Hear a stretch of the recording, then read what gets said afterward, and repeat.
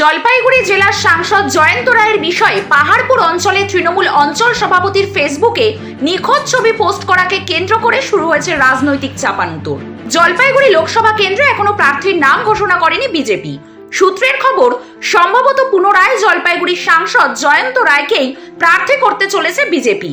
এদিকে সোশ্যাল মিডিয়ায় জয়ন্ত রায়কে নিখোঁজ বলে পাহাড়পুর অঞ্চলে তৃণমূল অঞ্চল সভাপতি ফেসবুকে পোস্ট করেছে। জয়ন্ত রায়ের ছবি দিয়ে সেখানে সন্ধান চাই বলে দাবি করেছেন তৃণমূল নেতা। ঘটনার পর থেকেই চাপানুতোর তৃণমূল বিজেপির মধ্যে। বিজেপির বক্তব্য, ভোটে হারবে বলে তৃণমূল এখন থেকেই ফেসবুকে রাজনীতি করছে। এ প্রসঙ্গে বিজেপির যুব মোর্চার সভাপতি পলেন ঘোষ কি জানালেন, দেখুন। তৃণমূল বললে কি হয়ে যাবে? কি অসুবিধা ওনার সেটা জানা।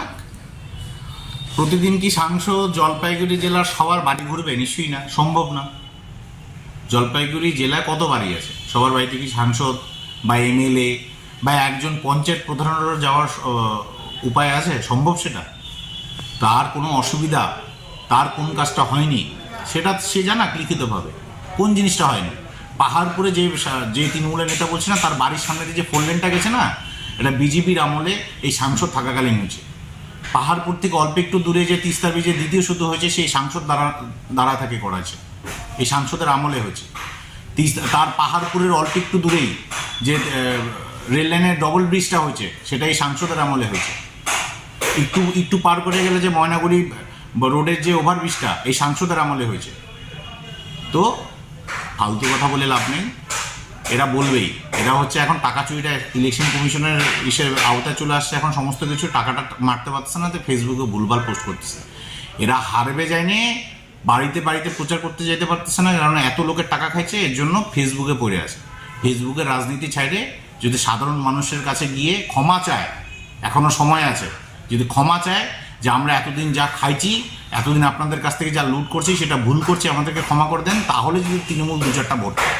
তাছাড়া তাদের কাছে কোনো উপায় নেই মানুষের হাত থেকে বাঁচার। শেখ শাহজাহান হওয়ার চেষ্টা জলপাইগুড়িতে যেন কেউ না করে। আগা পাঁচতলা ঠিক করে দেবো শেখ শাহজাহান এখানে হইতে গেলে। অন্যদিকে বসন্তের কোকিল বলে সাংসদকে কটাক্ষ করে যুব তৃণমূল কংগ্রেসের সাধারণ সম্পাদক অজয় সাহা কি জানালেন, শোনাবো। দেখুন, যেই পোস্টটা হয়েছে গণমাধ্যমে, যেটা ঘুরে বেড়াচ্ছে, আমিও দেখেছি।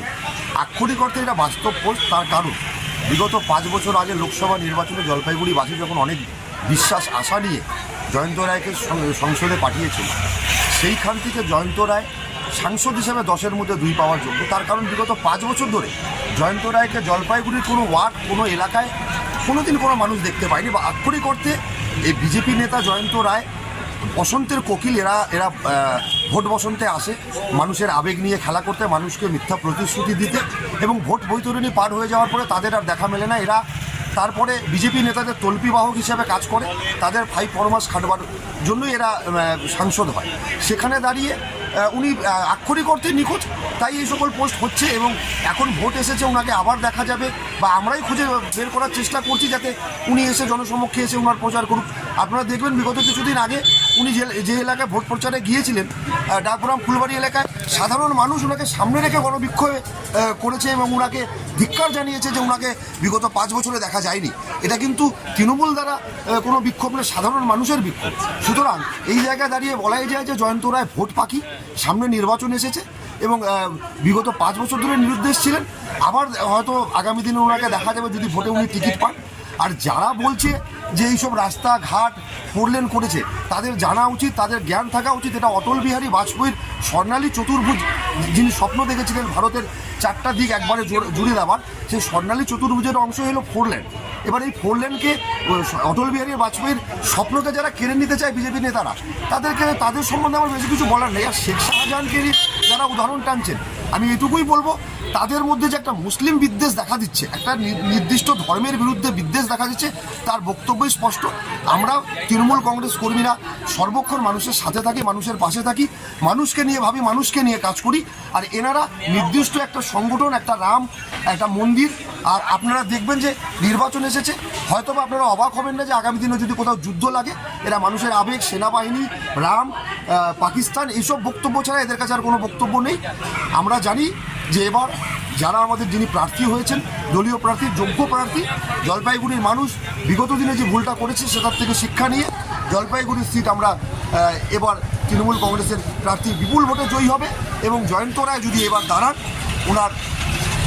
ওনার জবাব সাধারণ মানুষ দেবে, বিভিন্ন এলাকার বিক্ষোভে এটার প্রমাণ।